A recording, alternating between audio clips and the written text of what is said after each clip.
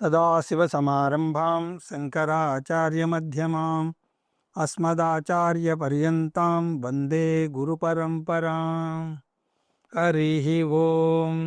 శ్రీ గురుభ్యో నమః. హరి ఓం. పార్థాయ ప్రతిబోధితాం భగవతా నారాయణేన స్వయం వ్యాసేన గ్రథితాం పురాణమునినాం మధ్యే మహాభారతం. అద్వైతామృతవర్షిణీం భగవతీం అష్టాదశాధ్యాయినీం అంబ త్వామనుసందధామి భగవద్గీతే భవద్వేషిణీ. యం బ్రహ్మా వరుణేంద్రరుద్రమరుతస్తున్వంతి దివ్యైస్తవైః వేదైః సాంగపదక్రమోపనిషదైః గాయంతి యం సామగాః. ధ్యానావస్థితతద్గతేన మనసా పశ్యంతి యం యోగినః యస్యాంతం న విదుః సురాసురగణా దేవాయ తస్మై నమః. ఓం శ్రీకృష్ణ పరబ్రహ్మణే నమః. స్మరవారం వారం కార్యక్రమంలో శ్రీమద్ భగవద్గీత జ్ఞానయజ్ఞంలో 65వ రోజు అధ్యయనానికి మీ అందరికీ స్వాగతం. సర్వభూతస్తమాత్మానం సర్వభూతాని చాత్మని ఈక్షతే యోగయుక్తాత్మా సర్వత్ర సమదర్శనః. యోగయుక్తాత్మ, ఈ జ్ఞాని పేరు యోగయుక్తాత్మ. ఆత్మ అంటే మనస్సు. జ్ఞాని మనస్సు ఈ జ్ఞానంతో పూర్తిగా నిండి ఉన్నది. మీ మనస్సులో ఏ జ్ఞానం ఎక్కువగా నిండి ఉంటే అప్పుడు ఏది చూసినా ఏది విన్నా ఆ పరిధిలోనే మీరు ఆలోచిస్తారు. మీరు సంగీత ప్రియులైతే పాపాయి ఏడుపులో కూడా సరిగమ పదనిసలే వినిపిస్తాయి. అంటే ఏడుపు కూడా ఆలాపనగా వినిపిస్తుంది. మీరు ఒక చెట్టు కింద కూర్చుంటే ఒక ఆపిల్ పండు కింద పడితే మీరేం చేస్తారు? అది తీసుకుని చక్కగా తింటారు. కానీ న్యూటన్ ఏం చేశాడు? అతనిలోని శాస్త్రజ్ఞుడు బయటకు వచ్చాడు. దాని నుంచి ఒక ప్రకృతి సూత్రాన్ని కనుగొన్నాడు. అలాగే మీరు ఇంజనీర్ అయితే మీ ఆలోచన మరోలాగా ఉంటుంది. వేదాంతి అయితే ఆ ఆలోచన వేదాంతపరంగా ఉంటుంది. అందువల్ల యుక్తః అంటే ఆత్మజ్ఞానంతో నిండిపోవడం. ఎందువల్ల అంటే యోగేన, నిధిధ్యాసనంలో ఎప్పుడూ ఉండడం వల్ల. అంటే వేదాంత నిధిధ్యాసనం వల్ల మనస్సు వేదాంతంలో పూర్తిగా రమిస్తూ ఉన్నటువంటి వ్యక్తి. ఇప్పటిదాకా అంటే 29 నుంచి 32 వరకు 4వ అంశమైనటువంటి ధ్యాన ఫల శ్లోకాలు మనకు వస్తాయి. సర్వత్ర సమదర్శన, సర్వత్ర ఆత్మదర్శనం. ఎప్పుడూ ఆత్మలో రమిస్తూ ఉండడం వల్ల మనుషులతో సంబంధాలు జరుపుతున్నా కూడా వారిలో ఆత్మను అంటే వారి స్వస్వరూపాన్ని చూస్తాడు. ఒక దండలో కనపడకుండా ఉన్న దారం ఆ పూసలన్నింటినీ కూడా ఎలా కలిపి ఉంచుతుందో అలాగా ఆత్మ అన్నింటిలో చైతన్యతత్వంగా అన్ని జీవుల్లో ఉంటుంది. జ్ఞాని మనుష్యులలో ఈ ఆత్మను చూస్తాడు. చూస్తాడు అంటే అక్షరాలా చూస్తాడు అని కాదు, అర్థం చేసుకుంటాడు. అలాగని మనుష్యుల మధ్య ఉన్న తేడాను గమనించడా అంటే చక్కగా గమనిస్తాడు. వారిలో ఉన్న ఉద్రేగాలను తెలివితేటలను గమనిస్తాడు. కానీ వాటితో పాటు వారందరిలో ఏకత్వాన్ని కూడా చూస్తాడు. బంగారు ఆభరణాలలో ఈ సమత్వాన్ని మనం చాలా జాగ్రత్తగా పాటిస్తాం. అది గాజు అవని, గొలుసు అవని, ఉంగరం అవని, దాంట్లో బంగారం ఉందని దాన్ని జాగ్రత్తగా కాపాడుకోవాలని మనకు తెలుసు. అలా ఎలా తెలుసు అంటే ఎందుకంటే దాన్ని భద్రంగా బీరువాలో దాచుకుంటున్నాం కాబట్టి. అంటే నామరూపాల భేదాలను అధిగమించి ఆభరణాలన్నింటిలోనూ బంగారు దర్శనం చేస్తున్నాం. దీన్నే సర్వత్ర సమదర్శనం అని అంటారు. సర్వత సమదర్శనం యోగయుక్త్వా జ్ఞాననిష్ట. అతను కేవలం జ్ఞానే కాదు, జ్ఞాననిష్టలో నెలకొని ఉన్నాడు. సర్వభూతస్థం ఆత్మానం. అతని దర్శనం ఎలా ఉంటుంది అంటే ప్రతి జీవిలోనూ ఆత్మను చూస్తాడు. ఎలాగైతే ప్రతి గదిలోనూ, ప్రతి కుండలోనూ, ప్రతి కప్పులోనూ ఆకాశం ఉందని చూస్తామో అలా ఆత్మ ప్రతి ఒక్కరిలోనూ ఉంది. దీన్ని సర్వ అంతర్యామిత్వ దర్శనం అని అంటారు. అంతేకాదు, దీన్ని ఇంకో విధంగా కూడా చూస్తాడు. ఏమిటది అంటే సర్వభూతాని చ ఆత్మని. గదిలో ఆకాశం ఉందన్న దశ నుంచి ఆకాశంలోనే అన్ని గదులు ఉన్నాయి అనగలిగే దశకు రావాలి. అలాగే అన్ని శరీరాల్లోనూ ఆత్మ ఉంది అనే దశ నుంచి ఆత్మలోనే అన్ని శరీరాలు ఉన్నాయి అని అనగలిగే దశకు వెళతాడు. సర్వభూతాన్ని అంటే అన్ని శరీరాల్లో ఆత్మకు నాశనం లేదు, అనాత్మకు నాశనం ఉంది అని తెలుసుకుంటాడు. మనకు ఉన్నవి రెండే ఛానళ్ళు, ఆత్మ ఛానల్ ఒకటి, అనాత్మ ఛానల్ ఇంకొకటి. దేనిలో ఏది వెతుక్కోవాలో జ్ఞానికి బాగా తెలుసు, అజ్ఞానికి తెలియదు. జ్ఞానికి ఆనందం కావాలి అంటే, నానాత్మం కావాలి అన్నా కూడా ఆనందాన్ని ఆస్వాదించాలి అంటే అనాత్మ ఛానల్కి వెళతాడు. భద్రత కావాలి అంటే, శాంతి కావాలి అనుకుంటే ఆత్మ ఛానల్కి వెళతాడు. అదే అజ్ఞాని విషయానికి వచ్చేసరికి అశాశ్వతమైనటువంటి విషయాల నుంచి శాశ్వతమైనటువంటి భద్రతను కోరుకుంటూ ఉంటాడు. అశాశ్వతమైన విషయాలు, అశాశ్వతమైన మనుషులు, అశాశ్వతమైనటువంటి బాంధవ్యాలు శాశ్వతమైనటువంటి భద్రతను ఇవ్వలేవు అని తెలియకపోవడం ఫలితంగా నిరాశ, నిస్పృహలకు లోనవుతూ ఉంటాడు అజ్ఞాని. నా సతో విద్యతే భావో నా భావో విద్యతే సతః ఉభయోరపి దృష్టోంత తనన్యోస్తత్వదర్శివిః అంటూ మనం చూసాం. అనిత్యమైన దానికి ఉనికి లేదు, నిత్యమైన దానికి లేమి లేదు. జ్ఞానికి ఎక్కడ ఏది వెతుక్కోవాలో తెలుసు. ఆకలి వేస్తే ఆత్మ అని అండు, భవతి భిక్షాందేహి అనే అంటాడు. శాశ్వతత్వం కావాలి అంటే శరీరానికి వెళ్ళడు, బాంధవ్యానికి వెళ్ళడు. అందువల్ల సర్వభూతస్థం ఆత్మానం పశ్యతి, సర్వభూతాని ఆత్మాని చ పశ్యతి. సర్వత సమదర్శన. జ్ఞాననిష్ట ఎలా పొందాడు అంటే, జ్ఞాననిష్ట వేదాంతంలో కాలం గడపడం వల్ల అలా పొందాడు. యో మాం పశ్యతి సర్వత్ర సర్వం చ మయి పశ్యతి తస్యాహం న ప్రణశ్యామి సచ మే న ప్రణశ్యతి. ఈ శ్లోకంలో భక్తి గురించి కొంచెంగా చెప్పి వదిలేస్తున్నాడు కృష్ణ పరమాత్మ. ఇంతవరకు భక్తి మాట ఎత్తలేదు. 7వ అధ్యాయంలోనే భక్తి గురించి వస్తుంది. ఇక్కడ కొంచెంగా దాన్ని వర్ణిస్తున్నాడు. ఆత్మను అన్నింటిలో చూడడమే భక్తికి పరాకాష్ఠ అంటున్నాడు కృష్ణ పరమాత్మ. ఆత్మ సర్వవ్యాపకం, అన్ని శరీరాల్లోనూ ఉన్నది. ఆత్మ నా శరీరంలో కూడా ఉంది, అది నా స్వరూపం. అంటే నేను సర్వవ్యాపకమైన ఆత్మను. ఇప్పుడు కృష్ణ పరమాత్మ ఇంకో విషయాన్ని కూడా చెప్తున్నాడు. సర్వత్ర ఆత్మదర్శనం ఈజ్ ఈక్వల్ టు సర్వత్ర ఈశ్వర దర్శనం. సర్వత్ర ఈశ్వర దర్శనం చేయడం భక్తి యొక్క పరాకాష్ఠ. అది ఆత్మజ్ఞానం వల్లనే సాధ్యం. ఎందుకంటే ఆత్మజ్ఞానానికి రాకముందు భగవంతుడు అంతటా ఉన్నాడు అని మనకు తెలియదు. ఆయనకి ఏదో ఒక నామం, రూపం ఇస్తాం, ఒక లోకాన్ని కూడా ఇస్తాం, కాలపరిమితిని ఇస్తాం. భగవంతుడు నాకు దర్శనం ఇచ్చాడు అని మురిసిపోతాం.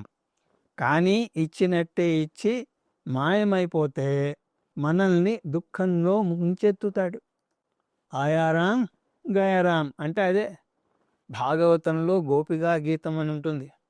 అందులో గోపికలు కృష్ణుడు తమను వదిలి వెళ్ళిపోయాడని విలపిస్తారు. భగవంతుని కొలవడం, ఆయన దర్శనం కోసం ఆరాటపడడం తప్పు అని అనడం లేదు. కానీ దానివల్ల మనం భగవంతునికి పరిమితులు విధిస్తున్నాం. దాన్ని అపరాభక్తి, ద్వైతభక్తి లేదా భేదభక్తి అంటారు. దీని నుంచి ఒక అడుగు పైకి వెళ్ళి పరావిద్య నేర్చుకుంటే పరాభక్తి ఏర్పడుతుంది. భగవంతుడు సర్వవ్యాపకుడు, అంతటా ఉన్నాడు అని నేర్చుకుంటాం. ఒక దైవాన్ని మనం వ్యక్తిగత దైవంగా కొలిస్తే ఆ ఆకారాన్ని మాయామానుష వేషం అని అంటారు. కృష్ణ పరమాత్మే ఈ విషయాన్ని మరొక చోట చెప్తాడు. అవజానంతి మాం మూఢా మానుషీం తనుమాశ్రితం. నా పరమభావం తెలియక నేనొక రూపంతో ఉన్న మనిషిని అని అనుకుంటున్నారు అని అంటాడు కృష్ణ పరమాత్మ. పరమాత్మ ఉన్నత రూపం ఏమిటి అంటే ఆత్మస్వరూపం. ఆత్మదర్శనం = ఈశ్వర దర్శనం. యహ మాం సర్వత్ర పశ్యతి. యహ అంటే ఎవరు? ముందు శ్లోకంలో చెప్పబడినటువంటి జ్ఞాని. అందులో ఆ జ్ఞాని అంతటా ఆత్మను చూస్తాడు అని అన్నాడు. అదే జ్ఞాని పరమాత్మను అంతటా చూస్తాడు అని ఇక్కడ అంటున్నాడు. ఈ రెండు శ్లోకాలను కలిపితే అర్థం ఏమిటి? ఆత్మను అంతటా చూడడం అంటే భగవంతుణ్ణి అంతటా చూడడం. ఆత్మ చైతన్య స్వరూపమైతే భగవంతుడు కూడా చైతన్య స్వరూపుడు. జన్మాష్టమి రోజున పుట్టి మరొక రోజు పరమపదించిన అతను మామూలు వ్యక్తి కాదు. కృష్ణ పరమాత్మ అసలు స్వరూపం అది కాదు. కృష్ణుణ్ణి భగవంతునిగా పూజించడంలో తప్పు లేదు. కానీ వేదాంతం అక్కడితో ఆగద్దు అని అంటుంది. అయితే మరేం చేయాలి? యహ మాం సర్వత్ర పశ్యతి. సర్వత్ర అంటే అన్ని శరీరాల్లోనూ. భగవంతుడు అన్ని శరీరాల్లోనూ చైతన్య స్వరూపుడిగా ఉన్నాడు. శరీరం యొక్క చైతన్యం తెలుస్తోంది అంటే భగవంతుడు తెలుస్తున్నాడన్నమాట. ఈ విషయాలు కృష్ణ పరమాత్మే ఇంకో చోట తర్వాత చెప్తాడు. భగవంతుణ్ణి చూడ్డానికి కళ్ళు మూసుకోవాల్సిన అవసరం లేదు.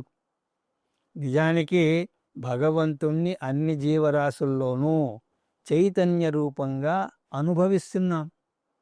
అందరిలోనూ భగవంతుణ్ణి చూడడమే కాదు, దానికి రెండో వైపు కూడా చూస్తాడు. అంటే ఏమిటి? భగవంతునిలోనే అందరినీ చూస్తాడు. అందరినీ అంటే అన్ని శరీరాలను చూస్తాడు. విశ్వాధారం గగన సదృశం. భగవంతుణ్ణి ఆకాశంతో పోలిస్తే ఆయన ఆకారం ఏమిటి? సర్వవ్యాపక పరమాత్మ. అతను నిర్గుణ బ్రహ్మ. మరైతే దేవుణ్ణి సాకారంగా ఎందుకు కొలుస్తున్నాము? నిర్గుణ బ్రహ్మను అర్థం చేసుకోవడానికి మనస్సు సూక్ష్మం అవ్వాలి. మనస్సు సూక్ష్మంగా అయ్యే వరకు కృష్ణుడు, రాముడు, దేవి అని ఏదో ఒక రూపంలో కొలిచి చివరకు నిరాకార బ్రహ్మను అర్థం చేసుకోవాలి. జ్ఞాని అలా పరమాత్మను అంతటా చూస్తాడు. ఇలా పరమాత్మను తనతో సహా అందరిలో ఉన్న ఆత్మగా కొలవడం వల్ల కలిగే లాభం ఏమిటి అంటే ఎప్పటికీ మనం భగవంతునిలోనే ఉంటాం. భగవంతుడు ప్రత్యక్షమై అభయహస్తాన్ని చూపించి వరాలు ఇవ్వాల్సిన అవసరం లేదు. దానికోసం ఎదురు చూడం. అంతేకాదు, మనం ఇష్టం వచ్చినప్పుడు భగవంతుణ్ణి పిలుస్తాం. మొన్ననే పిలిచాం కదా, అస్మిన్ హరిద్రాబింబే మహాగణపతిం ధ్యాయామి ఆవాహయామి స్థాపయామి పూజయామి అంటాం. ఏదో చిన్న బెల్లం ముక్క ప్రసాదం పెట్టేసి మళ్ళీ యథాస్థానం ప్రతిష్టయామి అని పంపించేస్తాం.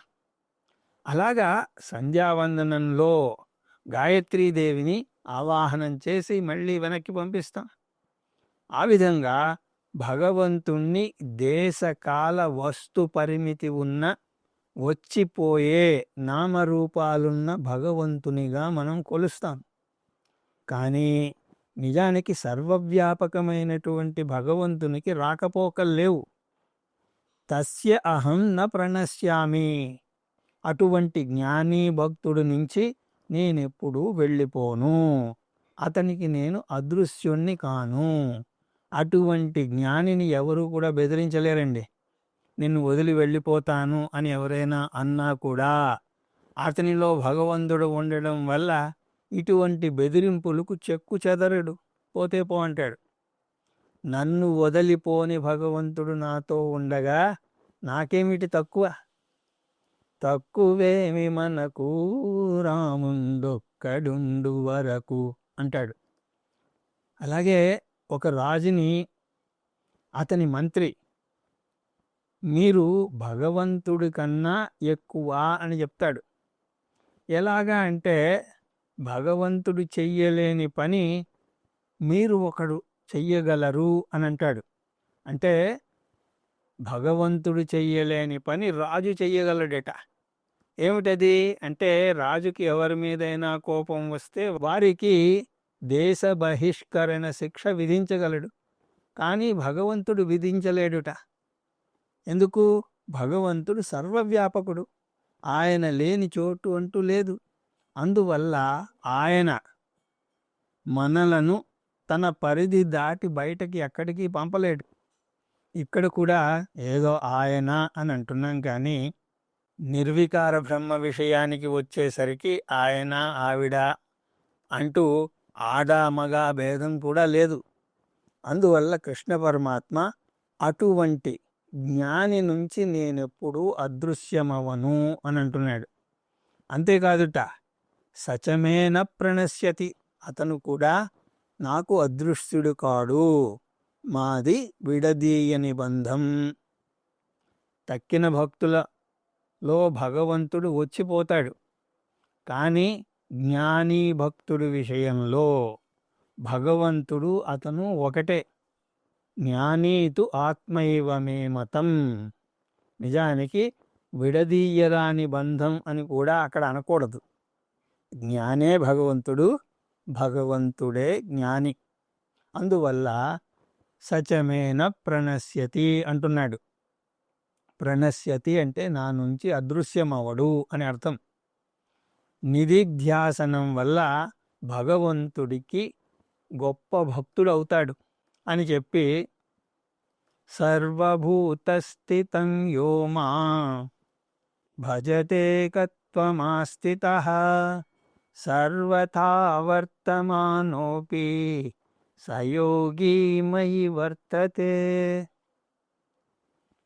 ఈ ఉన్నతమైనటువంటి భక్తిలో భక్తిని చూపే విధానం కూడా మారుతుంది.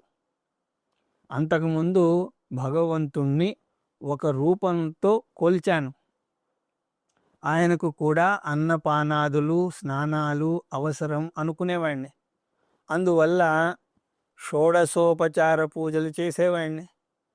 స్నానం సమర్పయామి, స్నానానంతరం ఆచమనీయం సమర్పయామి, వస్త్రం సమర్పయామి, వస్త్రార్థం అక్షతాన్ సమర్పయామి, ఆభరణం సమర్పయామి, ఆభరణార్థం అక్షతాం సమర్పయామి అంటూ భగవంతుణ్ణి కొలిచాను. కానీ భగవంతుణ్ణి సర్వాంతర్యామిగా కొలిచేటప్పుడు ఈ షోడశోపచారాలు అపచారాలుగా తోస్తాయి. శంకరుల వారు పరపూజ అని ఒక అద్భుతమైనటువంటి శ్లోకాన్ని రచించారు. అందులో ఆయన చెప్తారు, ఓ భగవంతుడా, నీకు ఆసనం ఎలా సమర్పించను? నువ్వు మొత్తం విశ్వానికే అధిష్టానం. నీ చేతులు ఎలా కడగను, నీ కాళ్ళు ఎలా కడగను? నువ్వు కాళ్ళు చేతులు అంటూ పరిమితి ఉన్న ఆకారానివి కాదే, నీకు రూపం లేదే అంటూ ఆ శ్లోకంలో అంటారు. అలాగే ముండకోపనిషత్తులో కూడా ఎత్తద్రేశ్యమగ్రాహ్యమగోత్రమవర్ణమచక్షు స్తోత్రం తదప్పాణిపాదం నిత్యం విభుం సర్వగతం సుసూక్ష్మం తదవ్యయం యద్భూతయోనిం పరిపశ్యంతి ధీరా అని అంటుంది. భగవంతుడు నిత్యం సర్వగతం సుసూక్ష్మం. ఆయన కంటికి కనబడడు, ఆయన్ని పట్టుకోలేము, ఆయనకు కాళ్ళు చేతులు లేవు. రూపం లేదు. అటువంటప్పుడు ఆయనకు షోడశోపచార పూజ ఎలా చేయాలి? అయితే ఒక విషయాన్ని ఇక్కడ గమనించాలి. సగుణ బ్రహ్మను పూజించడం, షోడశోపచారాలు చేయడం తప్పని నిందించడం లేదు. అది కర్మకాండ స్థాయికి చెందినదని, అక్కడి నుంచి జ్ఞానకాండ స్థాయికి ఎదగాలి అని సూచించడమే దీని యొక్క ముఖ్య ఉద్దేశం. అదీ కాకుండా శాస్త్రాల్లో నహి నిందా న్యాయం అని ఒక న్యాయం ఉన్నది. ఒక విషయాన్ని స్తుతించడానికి ఇంకొక దాన్ని విమర్శిస్తుంది శాస్త్రం. అక్కడ విమర్శను పట్టించుకోకుండా దేన్ని స్తుతిస్తున్నారో దాన్ని గ్రహించాలి. జ్ఞాని విషయానికి వచ్చేసరికి అతని భక్తి వేరేగా ఉంటుంది అని చూసాం. అతను భగవంతునికి ఆవాహన చేయనవసరం లేదు. ఎందుకంటే అతనికి భగవంతునికి మధ్య దూరమే లేదు. జ్ఞానం అంటేనే భక్తి ప్రదర్శించడం. యాం మాం భజతి, యాం అంటే జ్ఞాననిష్టలో ఉన్న ఈ గొప్ప భక్తుడు నన్ను కొలుస్తాడు. ఎలా కొలుస్తాడట? షోడశోపచార పూజతోనో, ఏకాదశ ద్రవ్యాలతోనో, అభిషేకాలతోనో కాదు. ఏకత్వం అస్థితః సన్ భజతి, భగవంతుని యొక్క ఏకత్వాన్ని అంటే అద్వితీయాన్ని దర్శిస్తాడు. ఏకం బ్రహ్మ, అతను ఎక్కడున్నాడు? సర్వభూతస్థితం, అన్ని ప్రాణుల్లోనూ ఉన్నాడు. బ్రహ్మ వల్లనే వారు జీవించి ఉన్నారు. చైతన్య రూప ఈశ్వరుడిగా అతన్ని కొలుస్తాడు జ్ఞాని.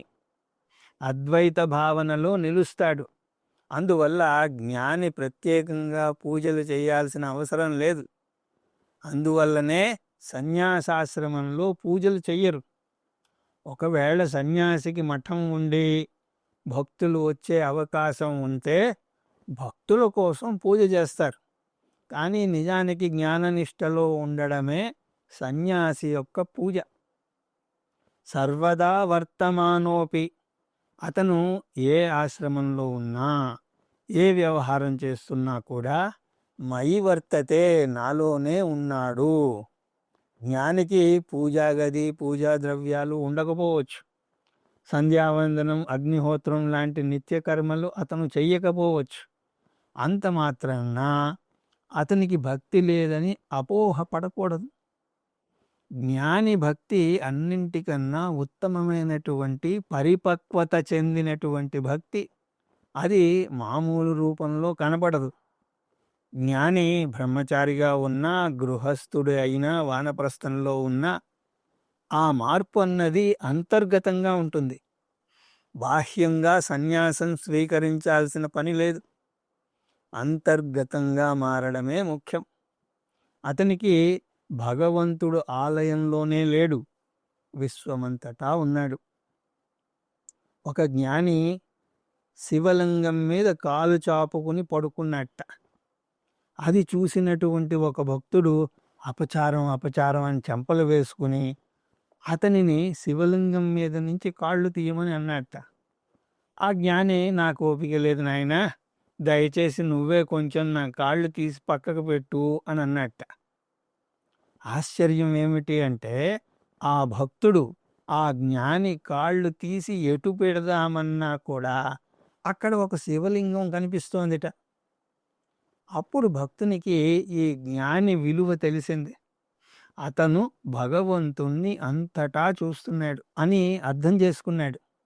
కృష్ణ పరమాత్మ జ్ఞాని నాలో ఎప్పుడూ ఉన్నాడు, నేను ఎప్పుడూ అతనిలో ఉన్నాను, మమ్మల్ని విడదీయలేరు అని ఆత్మౌపమ్యేన సర్వత్రా సమం పశ్యతి యోర్జున సుఖం వా యది వా దుఃఖం సయోగే పరమో మతః.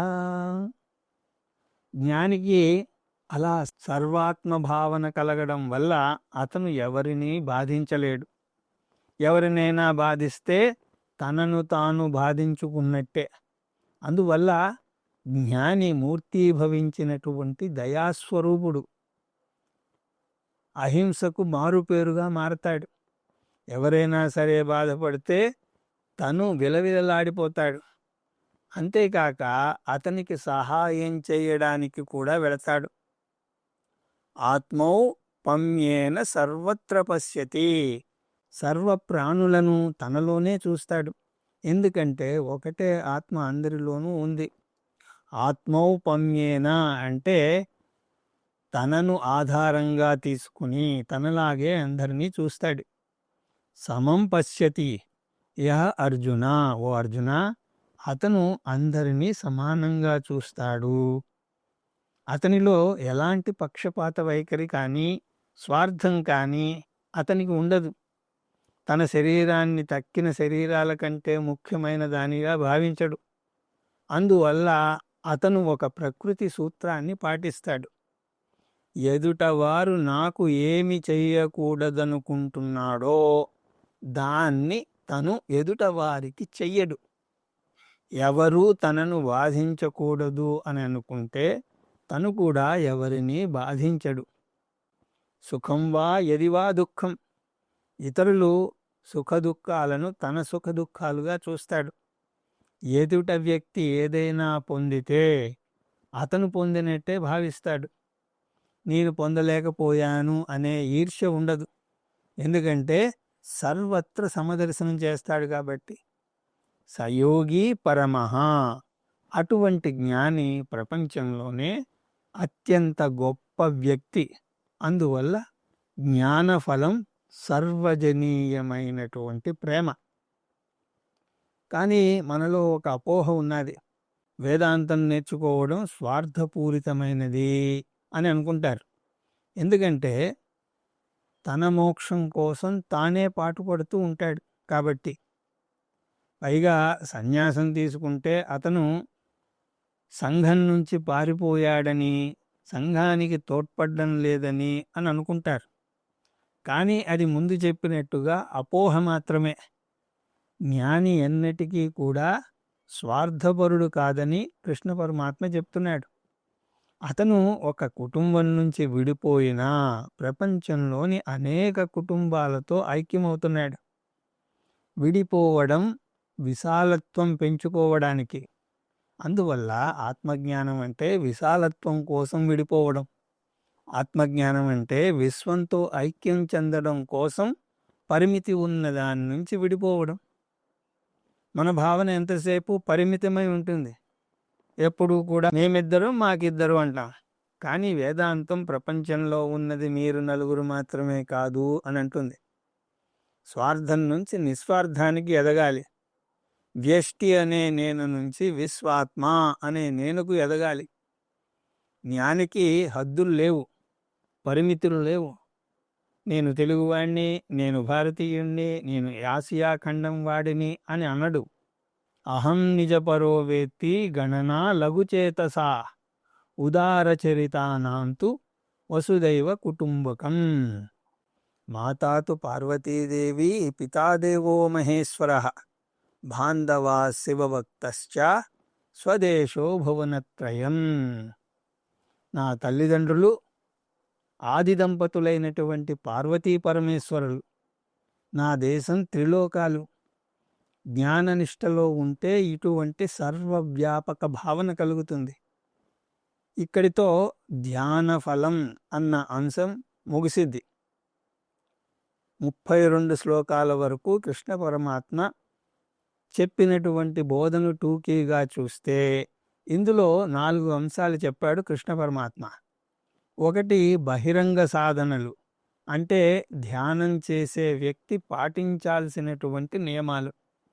రెండవది ఆంతరంగ సాధనలు, ధ్యానం చేసే ముందు పాటించాల్సినటువంటి నియమాలు. మూడవది ధ్యాన స్వరూపం, అంటే ధారణ, ధ్యానం, సమాధి. గురువు చేసిన వేదాంత బోధ మీద నిలవడం. నాలుగవది ధ్యాన ఫలం, అంటే సర్వత్ర సమదర్శనం. శ్రవణ మననాల ద్వారా జ్ఞానం పొందితే నిధిధ్యాసనంలో ఈ జ్ఞానాన్ని జ్ఞాననిష్టగా మలుచుకుంటారు. దాని ఫలితంగా సర్వత్ర సమదర్శనం ఏర్పడుతుంది. సర్వత్ర ఆత్మదర్శనం చేయడం వల్ల సర్వత్రా ఈశ్వర దర్శనం కూడా చేస్తాడు.